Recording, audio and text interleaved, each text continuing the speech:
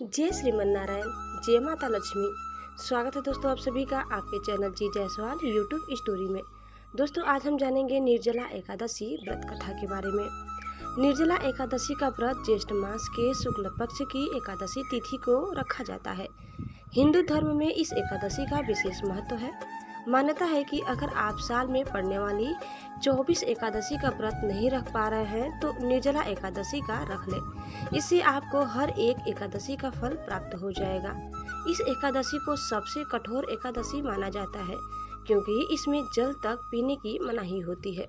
निर्जला एकादशी पर भगवान विष्णु की विधिवत पूजा करने के साथ दान किया जाता है।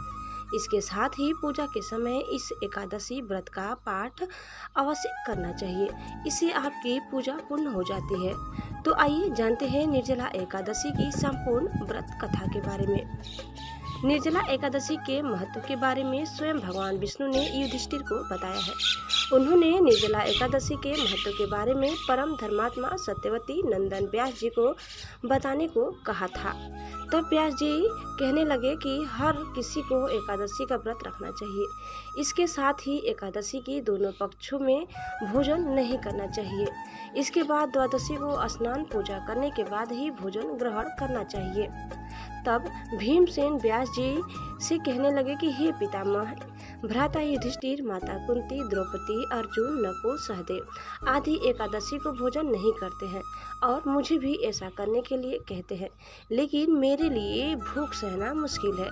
मैं भगवान की शक्ति पूजा करने के साथ दान देता हूँ, लेकिन भोजन के बिना नहीं रह सकता। इस पर व्यास जी कहते हैं कि हे भीमसेन, यदि तुम नरक को बुरा और स्वर्ग को अच्छा समझते हो तो प्रति मास की दोनों एकादशियों के दोनों पक्षों में तुम अन्न मत खाया करो। भीमसेन कहने लगे कि हे पितामह, मैं तो पहले ही कह चुका हूँ कि मैं भूख सहन नहीं कर सकता। अगर साल भर में कोई एक ही व्रत पड़ता हो मैं रख सकता हूँ, क्योंकि मेरे पेट में ब्रिक नाम वाली अग्नि है, इसीलिए मैं भोजन किए बिना नहीं रह सकता। भोजन करने से वह शांत रहती है, इसीलिए पूरा उपवास तो क्या एक समय भी बिना भोजन किए रहना कठिन है। अतः आप मुझे कोई ऐसा व्रत बताइए जो साल में केवल एक बार ही करना पड़े और मुझे स्वर्ग की प्राप्ति हो जाए। इसके साथ ही जीवन में कल्याण ही कल्याण हो। इस बात पर श्री व्यास जी कहने लगे कि हे पुत्र, बड़े बड़े ऋषियों ने बहुत शास्त्र आदि बनाए हैं जिनसे बिना धन के थोड़े परिश्रम से ही स्वर्ग की प्राप्ति हो सकती है। इसी प्रकार शास्त्रों में दोनों पक्षों की एकादशी का व्रत मुक्ति के लिए रखा जाता है। व्यास जी के वचन सुनकर भीमसेन नरक में जाने के नाम से भयभीत हो गए और काँप कर कहने लगे कि अब क्या करूं? मास में 2 व्रत तो मैं कर नहीं सकता।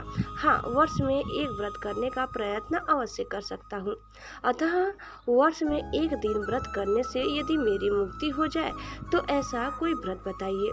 यह सुनकर व्यास जी कहने लगे कि वृषभ और मिथुन की संक्रांति के बीच ज्येष्ठ मास के शुक्ल पक्ष की जो एकादशी आती है उसका नाम निर्जला है। तुम उस एकादशी का व्रत करो। इस एकादशी के व्रत में स्नान और आचमन के सिवा जल वर्जित है। आचमन में 6 मासे से अधिक जल नहीं होना चाहिए, अन्यथा वह मद्यपान के सहित हो जाता है। इस दिन भोजन नहीं करना चाहिए क्योंकि भोजन करने से व्रत नष्ट हो जाता है। यदि एकादशी को सूर्योदय से लेकर द्वादशी के सूर्योदय तक जल ग्रहण न करे तो उसे सारी एकादशियों के व्रत का फल प्राप्त होता है। द्वादशी को सूर्योदय से पहले उठकर स्नान आदि करके ब्राह्मणों का दान आदि देना चाहिए। इसके पश्चात भूखे और सत्पात्र ब्राह्मण को भोजन कराकर फिर आप भोजन कर लेना चाहिए। इसका फल पूरे 1 वर्ष की संपूर्ण एकादशियों के बराबर होता है। व्यास जी कहने लगे कि हे भीमसेन, यह मुझको स्वयं भगवान ने बताया है। इस एकादशी का पुण्य समस्त तीर्थों और दानों से अधिक है। केवल 1 दिन मनुष्य निर्जला रहने से पापों से मुक्त हो जाता है। जो मनुष्य निर्जला एकादशी का व्रत करते हैं उनकी मृत्यु के समय यमदूत आकर नहीं घेरते, बल्कि भगवान के पार्षद उसे पुष्पक विमान में बिठाकर स्वर्ग को ले जाते हैं। अतः संसार में सबसे श्रेष्ठ निर्जला एकादशी का व्रत है, इसीलिए यत्न के साथ इस व्रत को करना चाहिए। उस दिन ओम नमो भगवते वासुदेवाय मंत्र का उच्चारण करना चाहिए और गौ दान करना चाहिए।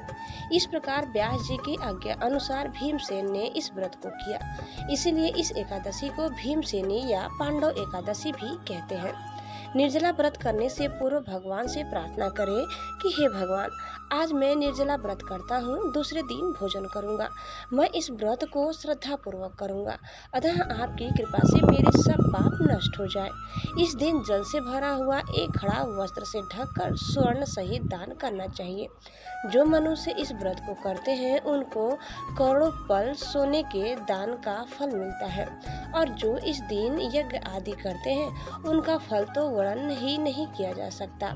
इस एकादशी के व्रत से मनुष्य विष्णु लोक को प्राप्त होता है। जो मनुष्य इस दिन अन्न खाते हैं वे चांडाल के समान है, वे अंत में नरक में जाते हैं। जिसने निर्जला एकादशी का व्रत किया है वह चाहे ब्रह्मा हत्यारा हो, मद्यपान करता हो, चोरी की हो या गुरु के साथ द्वेष किया हो, मगर इस व्रत के प्रभाव से स्वर्ग जाता है। हे कुंती पुत्र, जो पुरुष या स्त्री श्रद्धा पूर्वक इस व्रत को करते हैं उन्हें अग्रलिखित कर्म करने चाहिए। प्रथम भगवान का पूजन, फिर गौदान, ब्राह्मणों को मिष्ठान व दक्षिणा देनी चाहिए तथा जल से भरे कलश का दान अवश्य करना चाहिए। निर्जला के दिन अन्न, वस्त्र, उपान यानी जूती आदि का दान भी करना चाहिए। जो मनुष्य भक्ति पूर्वक इस कथा को पढ़ते या सुनते हैं उन्हें निश्चय ही स्वर्ग की प्राप्ति होती है। दोस्तों, इस प्रकार वीडियो समाप्त होता है। उम्मीद करते हैं कि आपको हमारी आज की यह निर्जला एकादशी व्रत जरूर पसंद आई होगी। आपको कैसी लगी कमेंट करके बताइए। चैनल में नए हैं तो प्लीज़ लाइक, शेयर और सब्सक्राइब करना न भूलें। धन्यवाद। जय श्रीमन नारायण, जय माता लक्ष्मी। ओम नमः शिवाय। हर हर महादेव।